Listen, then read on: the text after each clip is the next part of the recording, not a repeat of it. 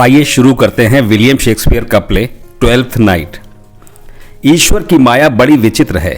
कभी कभी वो ऐसे चमत्कार कर दिखाता है जिन्हें देखकर व्यक्ति की बुद्धि दंग रह जाती है। एक बार इल्यूशियम शहर में किसी स्त्री के दो जुड़वा शिशु उत्पन्न हुए। दोनों की शक्ल सूरत, रूप रंग और डील डौल बिल्कुल एक जैसा था। फर्क सिर्फ इतना था कि उनमें एक लड़की थी और एक लड़का। मां ने लड़के का नाम सेबेस्टियन और लड़की का नाम वाइला रखा। अजीब बात तो यह थी कि बहन भाई की तकदीर भी एक ही जैसी थी। एक बार जब वे दोनों कुछ बड़े हुए तो एक जहाज पर सवार होकर विदेश के सफर को चल दिए। अभी वे अपने नगर से कुछ ही दूर गए होंगे कि समुद्र में एक भयानक तूफान उठ खड़ा हुआ और उनका जहाज बेकाबू होकर एक समुद्री चट्टान से जा टकराया। 20 व्यक्ति डूब गए और 20 घायल होकर लहरों में समा गए।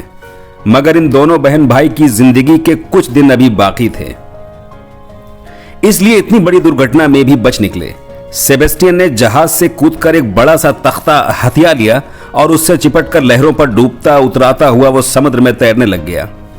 उसे वाइला की बहुत फिक्र थी, मगर जब उसने देखा कि जहाज के मल्लाहों ने उसे भी अपने साथ नाव पर बिठा लिया है तो उसके दिल को बड़ी तसल्ली हुई। ईश्वर ने जिंदगी दी तो बहन भाई फिर से मिल जाएंगे, यही सोचकर सेबेस्टियन उस तख्ते को बड़ी तत्परता से किनारे की तरफ ले जाने लगा। शायद वाइला ने भी उसे दूर से ही तैरते हुए देख लिया था, इसलिए उसने भाई से फिर से मिलने की उम्मीद मन से न छोड़ी। किनारे पर पहुंचकर उसने जहाज के कप्तान से कहा, कप्तान साहब, ये तो आप जानते ही हैं, भाई ही मेरा एक सहारा है और इस दुर्घटना से उसके बच निकलने की उम्मीद ही दिल में बाकी रह गई है। पता नहीं उस पर क्या बीत रही होगी, उससे मेरी इस जिंदगी में मुलाकात फिर होगी या नहीं, ये तो पता नहीं कब होगी। इसलिए मैं आपसे सलाह मांगती हूं कि अपने मुश्किल के दिन किसके पास रहकर बिताऊं। कप्तान ने, जो अधेड़ उम्र का एक तजुर्बेकार इंसान था, प्यार भरे शब्दों में कहा, यूं तो बिटिया मुझको भी तुमको अपने घर में रखने की कोई आपत्ति नहीं, मगर मैं ठहरा जहाज का कप्तान, आज यहां तो कल वहां, किसी एक जगह तो हमारा ठिकाना है नहीं। इसलिए मैं तो तुम्हें यही मशवरा दूंगा कि तुम पास वाले द्वीप पर चली जाओ। वहां ओर्सिनो नाम का एक काफी धर्मात्म राजकुमार रहता है। वो ब्याह योग्य उम्र होने पर भी अभी कुंवारा ही है। वाइला ने उसके अभी तक कुंवारा रहने की वजह पूछी तो कप्तान ने बताया, सच में वो राजकुमार एक रईस की बेटी से प्यार करता है जिसका नाम ओलिविया है। किसी वक्त ओलिविया भी उससे प्यार किया करती थी, लेकिन लगभग 6 महीने बीते कि उसका एकमात्र भाई दुनिया से चल बसा। भाई की मौत से ओलिविया को इतना गहरा आघात पहुंचा कि वो उसकी याद को मन से कभी भुला ना सकी और दुनिया के सब ऐशो आराम से किनारा करके तब से एक बंद कमरे में रहती है। ना तो वो किसी से मिलती जुलती है और ना ही व्यक्ति की छाया तक अपने पर पड़ने देती है। यही वजह है कि राजकुमार भी उससे मिल नहीं पाता और उसकी याद में दिन रात कुढ़ा करता है। वाइला ने ठंडी गहरी सांस भरकर कैप्टन से कहा, बहनों को भाई कितने प्यारे होते हैं ये बहनों का दिल ही जानता है। न जाने मेरा भाई भी कभी मुझे मिलेगा या नहीं। कप्तान साहब, जिस ओलिविया का वर्णन आप कर रहे हैं वो तो अपने भाई के गम में मुब्तला है और मैं भी। इसलिए मुझे यकीन है कि जो अपने भाई को हमेशा के लिए खो चुकी है वो मेरे दिल की तकलीफ को जरूर पहचान लेगी और मुझे उम्मीद है कि मेरे भाई की खोज लाने में वो हर संभव सहायता मुझे देगी। अगर कप्तान तुम मुझे किसी तरह ओलिविया तक पहुंचा दो तो मैं जन्म जन्म तक तुम्हारा उपकार मानूंगी। बूढ़े कप्तान ने कहा, बिटिया, मुझे संदेह है कि बिना पूर्व परिचय के ओलिविया मुझसे भेंट करना भी स्वीकार नहीं करेगी। इसलिए मेरी तो यही सलाह है कि तुम राजा की शरण में ही चली जाओ, वो जरूर तुम्हारी मदद करेगा। वाइला ने कैप्टन की बात मान ली और एक पहाड़ी नौकर का वेश धारण करके राजकुमार के यहां नौकरी करने लग गई। उसने राजकुमार को अपना नाम सिसेरियो बताया और तन मन लगकर उसकी सेवा करने लगी। पुरुष वेश में वो ठीक अपने भाई जैसी ही लगती थी। उसके भाई का कोई दोस्त वाइला को इस वेश में देखकर उसे सेबेस्टियन समझने की भूल कर सकता था। अपने भाई की तरह वो काम करने में भी बहुत कुशल थी। कुछ ही दिनों में वो राजकुमार की गहरी विश्वास पात्र बन गई। यहां तक कि राजकुमार ने उसे ओलिविया के साथ अपने प्यार की बात भी बता दी और इस काम में उसकी मदद भी मांगी। बेचारी वायला इस काम में राजकुमार की क्या मदद करती। वो तो राजकुमार के प्यार में खुद फंस जाने से स्वयं अपनी मदद भी ना कर सकी। वो जब राजकुमार की सौम्य आकृति को देखती तो मन ही मन सोचती कि न जाने ओलिविया का मन किस फौलाद का बना हुआ है, जो राजकुमार जैसे प्रेमी की प्रार्थना पर भी नहीं पसीजता है। मैं तो ऐसे राजकुमार की एक हाँ के लिए 1000 बार कुर्बान होने को तैयार हूं। जब एक बार राजकुमार ओलिविया की निष्ठुरता को याद करके आंसू बहा रहा था तो सिसेरिया ने मौका देखकर कहा, मालिक, मुझसे आपकी यह हालत अब और ज्यादा देखी नहीं जाती। आपकी रातें ओलिविया के विरह में आंसू बहाते और दिन उसी के गुण गाते हुए बीत जाते हैं। न तो खाने की सुध है न ही पीने की, बस होठों पर 8 पहर ओलिविया का ही नाम आप रटते रहते हैं। मैं पूछता हूं कि क्या ओलिविया ने एक बार भी आपकी इन तपस्याओं का ख्याल किया? राजकुमार ठंडी आह भरकर बोला, सिसेरियो, नारी का मन भगवान ने बनाया ही कठोर है। उसका दिल लहू गोश्त का नहीं बल्कि पत्थर का बना होता है। पसीजना तो उसे आता ही नहीं।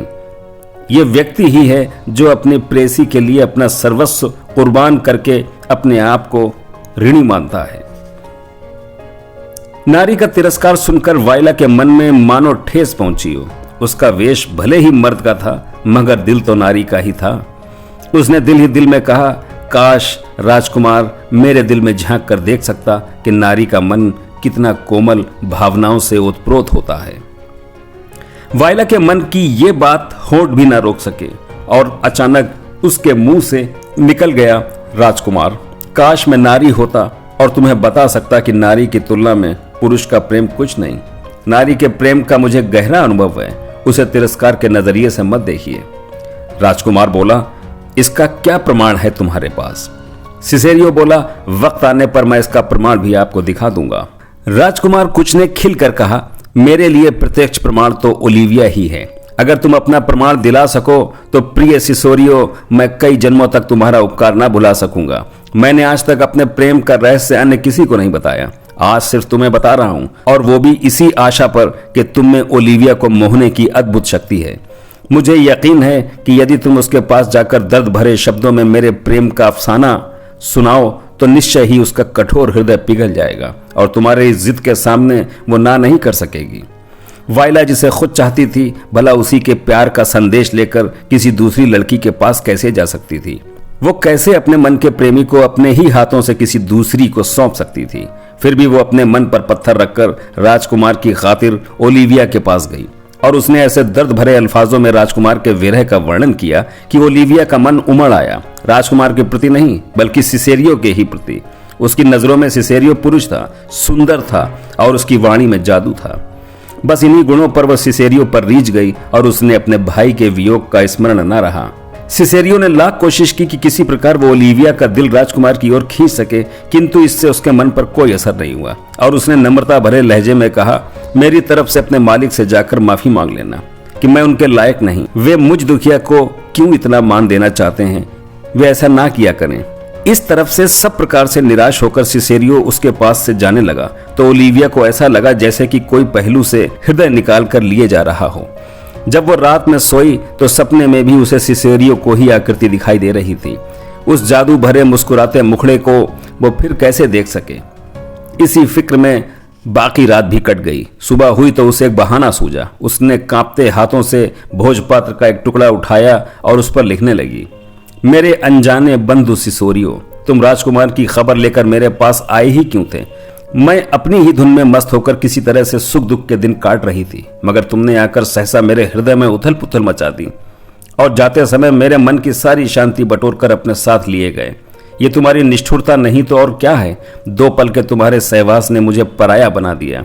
अगर इस तुच्छ ओलिविया के प्रति तुम्हारे मन में जरा भी सहानुभूति हो तो एक बार अवश्य दर्शन देना। मैं तुम्हारी बाट जोहती रहूंगी, तुम्हारे मिलने की उम्मीद में, तुम्हारी ओलिविया। खत लिखकर उसने अपने एक विश्वास पात्र नौकर के हाथ सिसेरियो के पास भेज दिया। खत को पढ़कर सिसेरियो ने जोर का एक ठहाका लगाया और ओलिविया के भोलेपन पर उसे रहम आने लगा।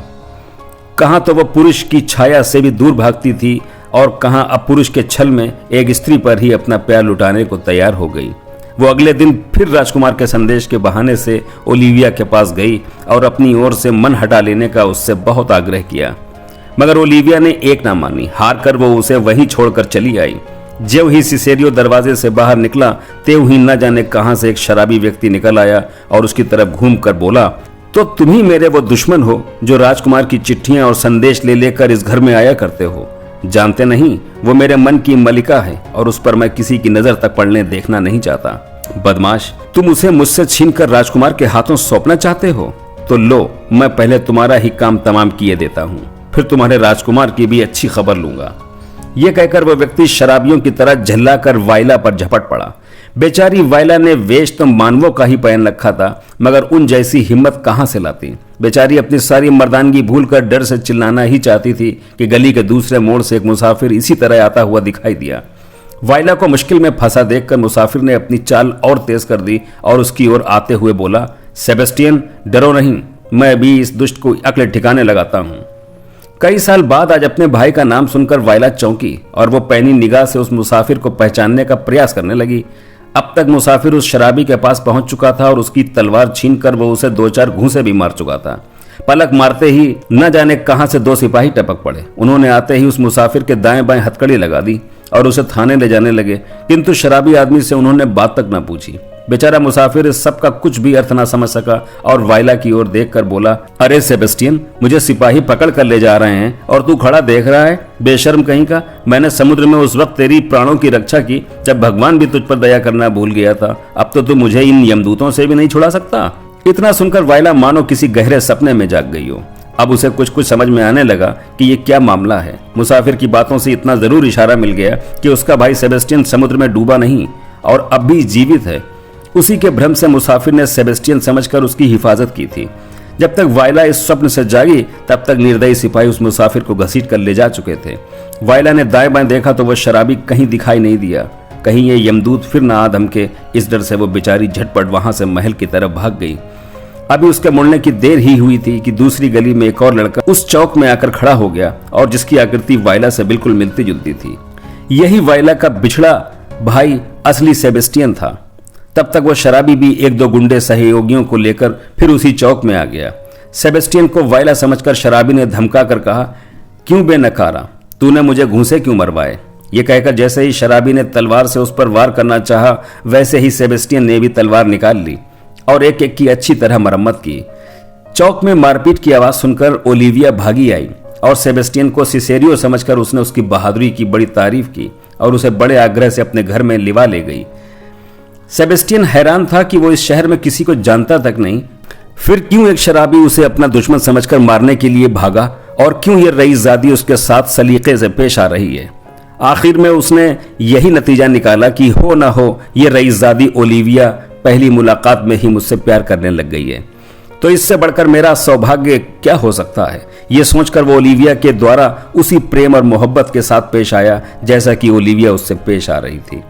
वो भी उसे ईश्वर का चमत्कार ही समझने लगी थी कि अभी तो सिसेरियो मुझसे सीधे मुंह बात भी न करता था और अभी वो मुझे सिर आंखों पर बिठाने को तैयार हो गया है। उधर मुसाफिर ने पुलिस स्टेशन में जाकर अपना बयान देते हुए कहा, मेरा नाम एंटीनियो है और मैं एक जहाज का कप्तान हूँ। बहुत महीने बीते, मैंने एक मनुष्य को समुद्र में डूबते हुए देखा।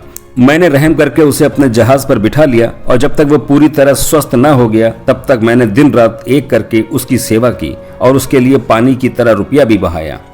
ये वही व्यक्ति है जिसे आज फिर एक शराबी से बचाने के लिए मैंने बीच बचाव किया और उसकी वजह से आपके सामने मुझे अपराधी बनकर आना पड़ा। उसका नाम सेबेस्टियन है और मैं उसे अपना गाढ़ा मित्र समझता हूँ, मगर आप मेरे गवाह हैं कि जब आज मुझ पर मुसीबत पड़ी तो वो काठ के उल्लू की तरह खड़ा मेरे मुंह की तरफ ताकता रहा और आप लोग मुझे पकड़कर यहाँ ले आए हैं। तरस खाकर मैंने उसे मरने से बचाया है। अब ये आपकी मर्जी है कि आप मुझे पुरस्कार दें या कारागार। पुलिस वालों ने कुछ डरा धमकाकर उसे छोड़ दिया। सेबेस्टियन के एहसान को याद करके उसके मन में आग सी धधक रही थी। उसने फैसला कर लिया कि चाहे वो फांसी पर ही क्यों न लटक जाए, मगर वो ऐसे बेवफा दोस्त को सबक सिखाकर ही छोड़ेगा।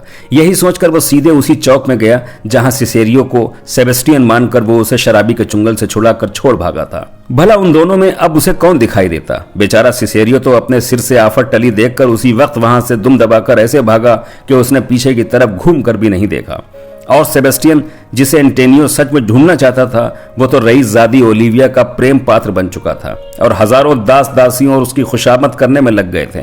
भला वो उसे कहां दिखाई देता। बेचारा बेकार ही चौक के आसपास चक्कर काटने लग गया। उधर जब काफी देर तक सिसेरियो महल में न पहुंचा तो राजकुमार को फिक्र हुई। वो स्वयं उसकी खबर लेने के लिए ओलिवा के घर की तरफ चल दिए। वहां पहुंचकर उसने क्या देखा कि सिसेरियो की शक्ल का एक व्यक्ति शाल दुशाले से सजे एक पलंग पर सोया हुआ है और खुद रईसजादी ओलिविया उसे पंखा झल रही है। ये नजारा देखकर उसके तन में दोहरी आग लग गई। उसने आओ देखा न ताओ और उस व्यक्ति को सिसेरियो ही समझकर लगा उसे कोसने। एहसान फरामोश कहीं के, मैंने तुझ पर यकीन करके अपना संदेश देकर तुझे यहां भेजा और तू उल्टा मेरी ही ओलिविया को मुझसे छीन बैठा।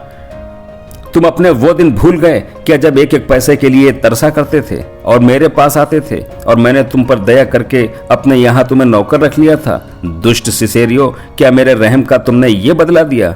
कमीने, दुष्ट, नीच कहीं के।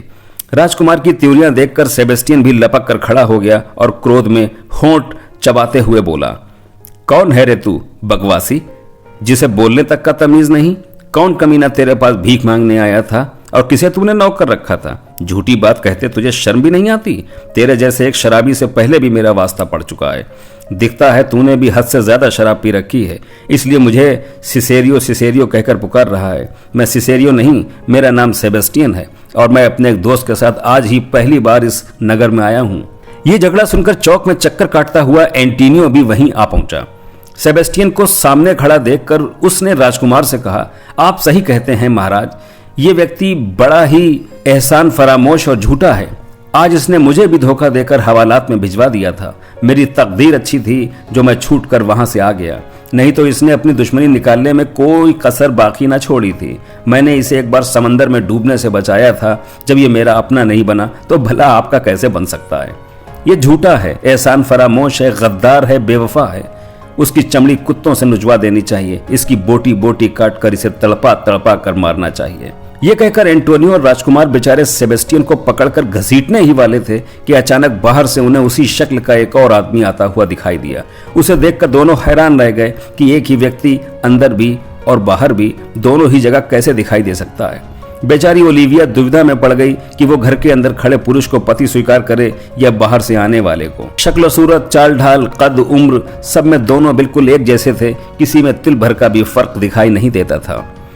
हकीकत में बाहर से आने वाला पुरुष वायला थी और राजकुमार और एंटीनियो आदि से घिरा हुआ घर में खड़ा व्यक्ति वायला का बिछड़ा हुआ भाई सेबेस्टियन ही था।